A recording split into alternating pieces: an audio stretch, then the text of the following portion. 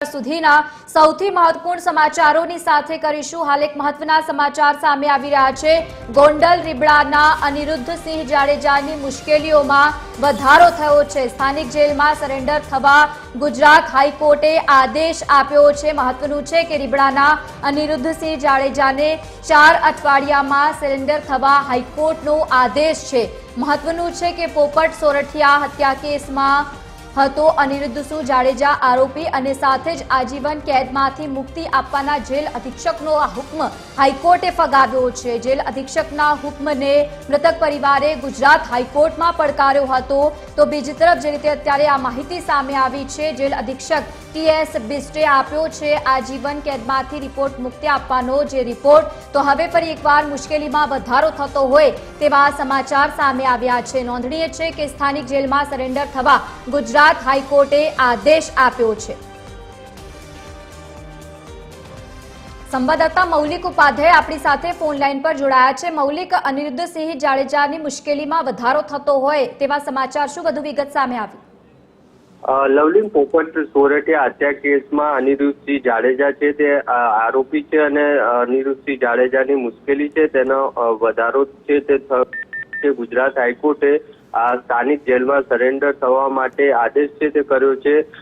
મહત્વની વાત છે કે આજીવન કેદમાંથી મુક્તિ આપવા માટે જેલ ઓથોરિટીનો હુકમ છે તે ગુજરાત હાઈકોર્ટે ફગાવ્યો છે।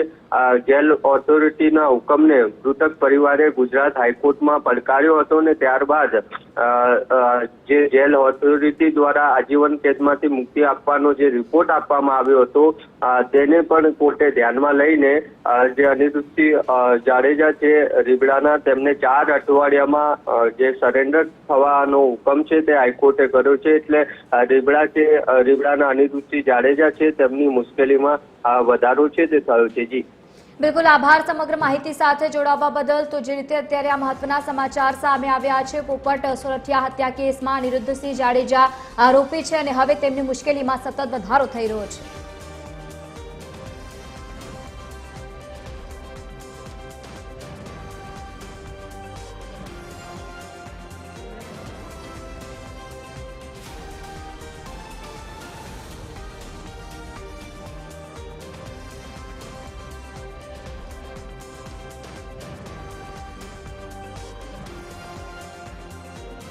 તો જે રીતે હાલ આ મહત્વના સમાચાર સામે આવ્યા છે, તમને જણાવી દઈએ કે પોપટ સોરઠિયા હત્યા કેસમાં અનિરુદ્ધસિંહ જાડેજા આરોપી છે અને સતત હવે એક બાદ એક મુશ્કેલીમાં વધારો, આજીવન કેદમાંથી મુક્તિ આપવાના જેલ અધિક્ષકનો હુકમ હાઈકોર્ટે ફગાવી દીધો છે। જેલ અધિક્ષકના હુકમને મૃતક પરિવારે ગુજરાત હાઈકોર્ટમાં પડકાર્યો હતો। જેલ અધિક્ષક TS બિસ્ટે આપ્યો હતો આજીવન કેદમાંથી મુક્તિ આપવાનો રિપોર્ટ, પરંતુ હવે સમગ્ર ઘટનાને લઈને અનિરુદ્ધસિંહ જાડેજાની મુશ્કેલીમાં એક બાદ એક વધારો થઈ રહ્યો છે। સ્થાનિક જેલમાં સરેન્ડર થવા ગુજરાત હાઈકોર્ટે આદેશ આપી દીધો છે। રીબડાના અનિરુદ્ધસિંહ જાડેજાને 4 અઠવાડિયામાં સરેન્ડર થવા માટે હાઈકોર્ટે આદેશ કર્યો છે।